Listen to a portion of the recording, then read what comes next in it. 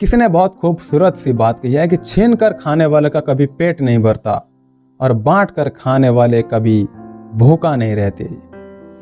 नमस्कार दोस्तों, मैं हूं चंदन बिस्वाल। ये एक छोटी सी कहानी आपको सुनाता हूँ। बहुत पुराने ज़माने की बात है। एक जंगल में बंदर ही बंदर रहते थे। उन बंदरों का जो राजा था वो विशाल काय था, बहुत बड़ा बंदर था। उस बंदर की जो सारे बंदर थे वो सब बात मानते थे, बहुत अच्छे से मानते थे। एक दिन एक बंदर ने बताया कि महाराज, अपने जंगल के आखिरी में एक बहुत प्यारा सा बगीचा है फल का। उस फल को आम कहते हैं, झरने के ठीक पास में। लेकिन मैंने आज देखा कि उस बगीचे के आगे झरने के नीचे जो नदी बहती है वहां इंसानों ने भी बस्ती बना ली है।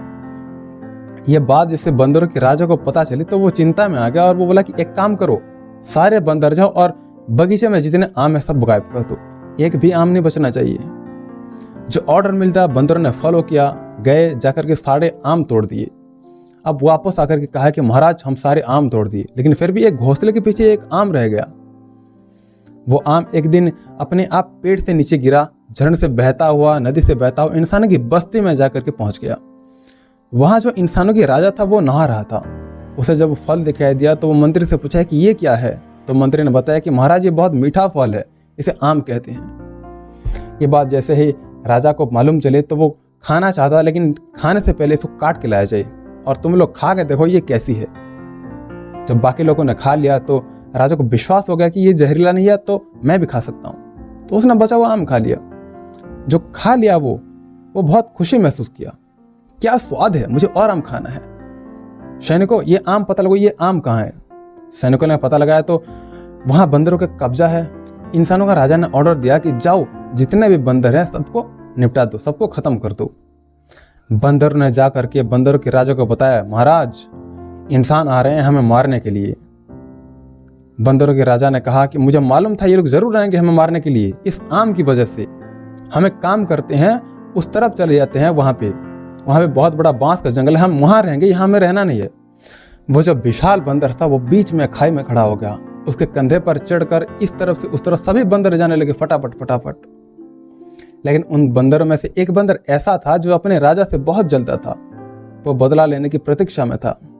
उसने एक तीखी लकड़ी उठाई और जब वो पार कर रहा था उस खाई को, बंदरों के राजा के कंधे पर चढ़कर वो चुपके से वो जो लकड़ी थी, वो तीखी सी लकड़ी अपने राजा के सीने पर वो मार दिया।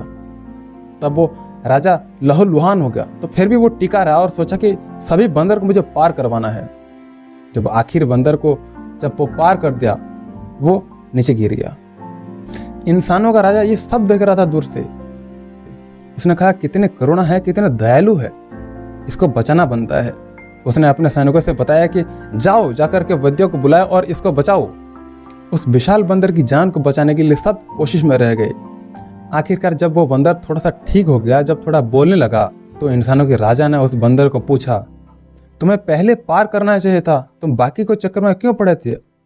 बंदर के राजा ने इंसानों के राजा को कहा, मुझे सबका ख्याल रखना है क्योंकि मैं राजा हूं ना। और ये बोल करके वो बेचारा मर गया।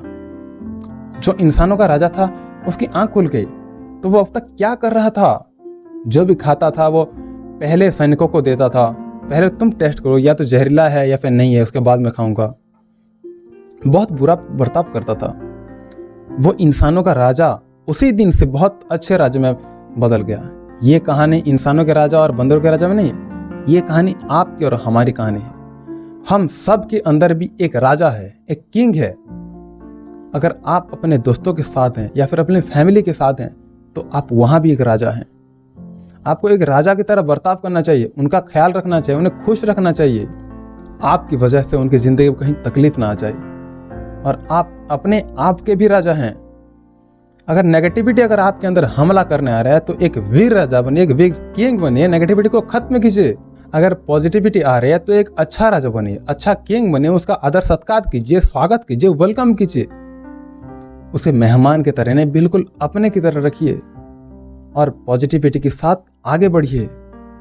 बनना है तो अच्छा राजा बनिए। मैं आपको हमेशा कहता हूँ, कहानी बहुत छोटी सी है लेकिन सिखाती बहुत बड़ी चीज़ है। याद रखिए, हर सोमवार और हर शुक्रवार शाम 7 बजे एक नए कहानी के साथ। कहानी में मेरे साथ अंत तक बने रहने के लिए हृदय की गहराई से प्रेम पूर्वक बहुत बहुत धन्यवाद।